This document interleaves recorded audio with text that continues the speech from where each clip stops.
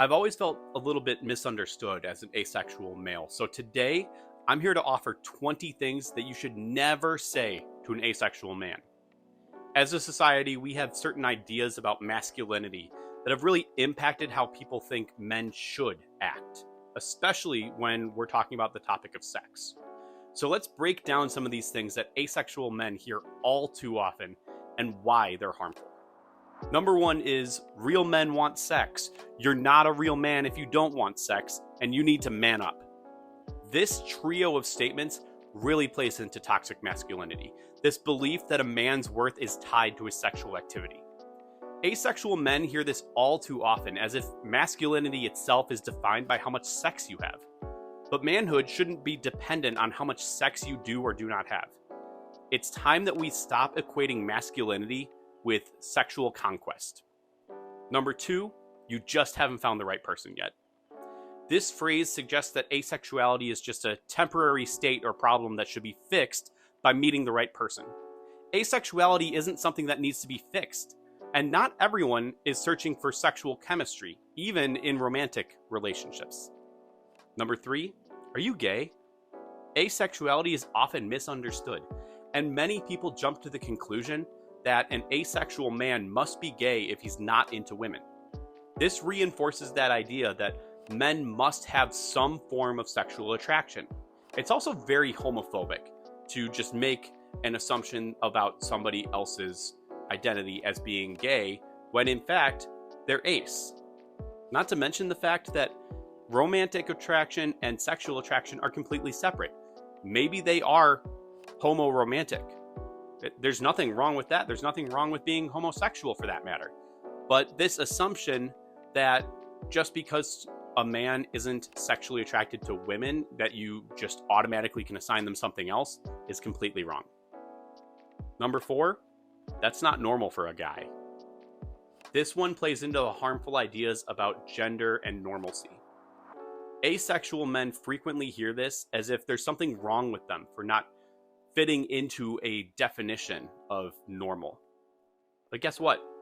Asexuality is normal for those who experience it. It's a perfectly normal part of human experience. Sexuality is on a spectrum.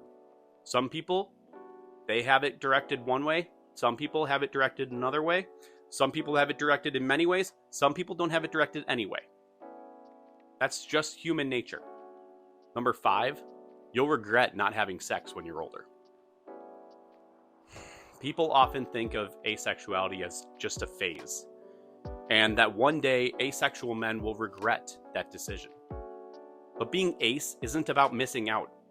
It's about knowing what you want or what you don't. And it's about being comfortable with that. Number six, what's wrong with you? This one is one of the most harmful questions because it pathologizes asexuality.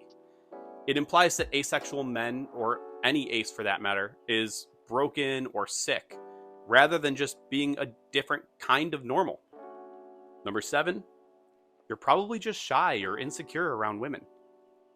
People assume that if an asexual man isn't interested in sex, then he must be shy, anxious, or somehow lack confidence. This reduces asexuality to a fear of intimacy rather than a valid orientation and a part of who someone is. Number eight, why bother dating if you don't want sex? This one is all about the assumption that sex is the most important part of a relationship. Asexual men can have very deep and meaningful relationships without sexual attraction being a factor. Number nine, are you sure you're not just repressing something? This phrase plays into the idea that men are naturally sexual beings, and that an asexual man must be in denial about his desires. It's a way of invalidating his experiences by suggesting that he doesn't understand himself. Number 10, you're just a late bloomer. Similar to saying that you'll regret it later, this phrase dismisses asexuality as a phase that's going to pass later on. Asexuality is a valid identity, and it's not about something that you're going to age out of or grow into. Number 11, have you thought about seeing a doctor? Suggesting that asexuality is a medical condition reinforces the idea that it's something abnormal or that it needs to be fixed. It's important to understand that asexuality is a valid orientation and not a health issue.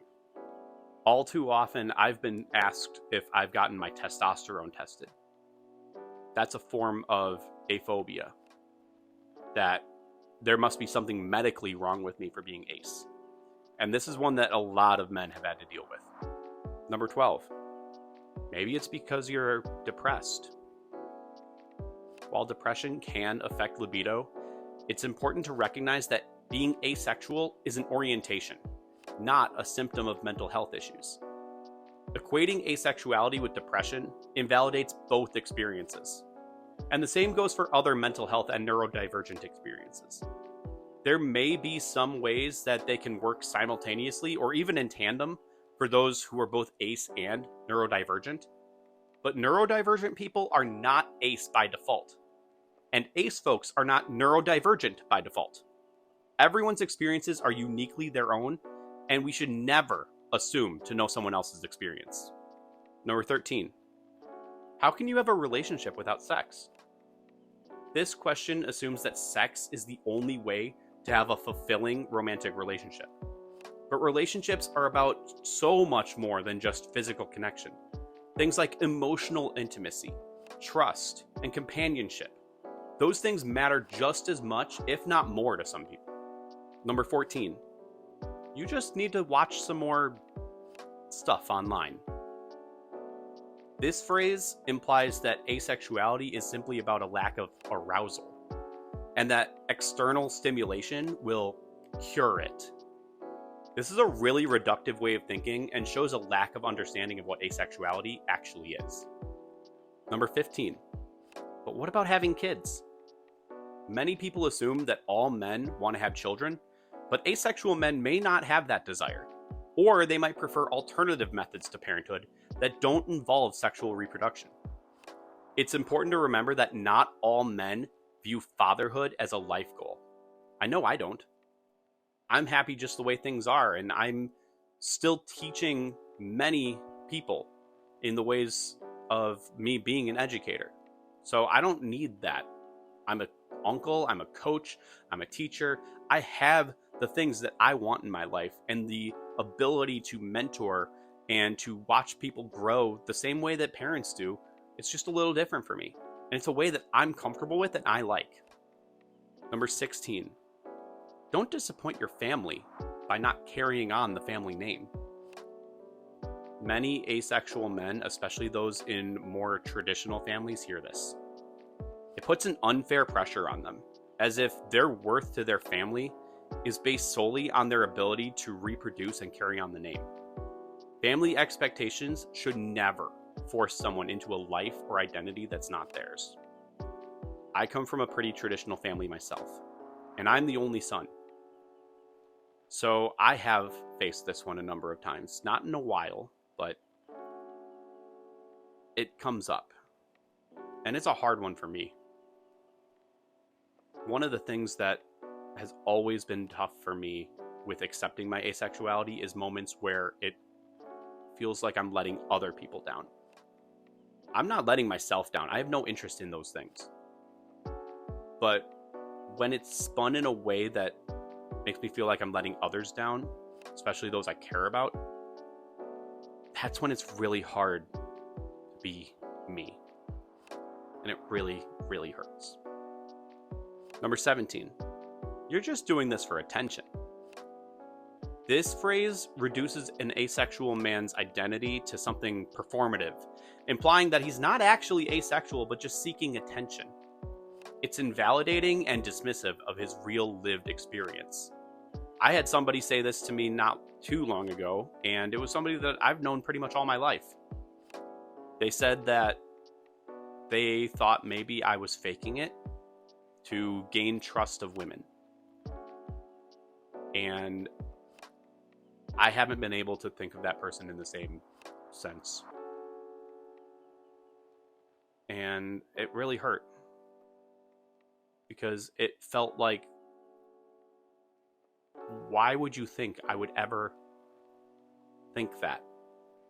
That is so invalidating and so hurtful and so dismissive of who I am.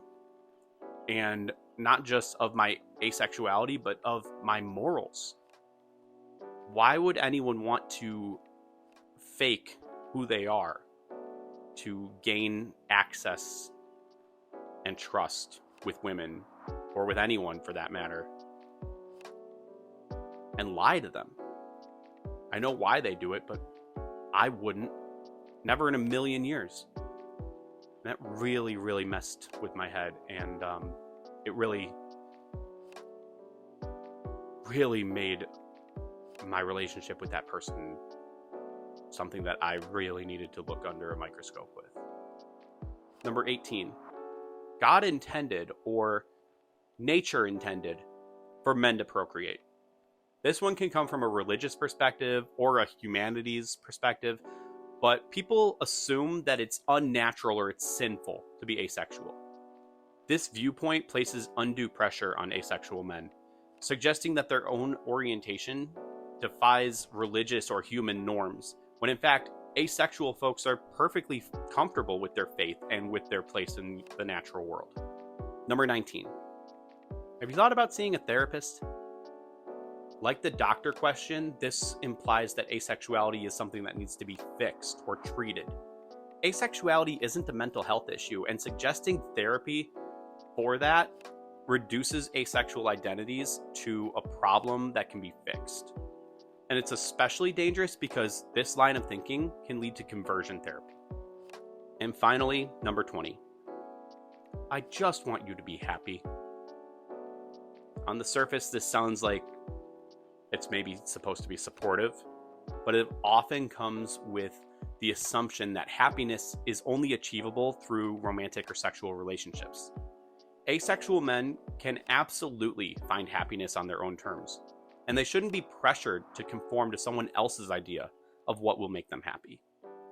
So these were just a few of the harmful things that asexual men often hear.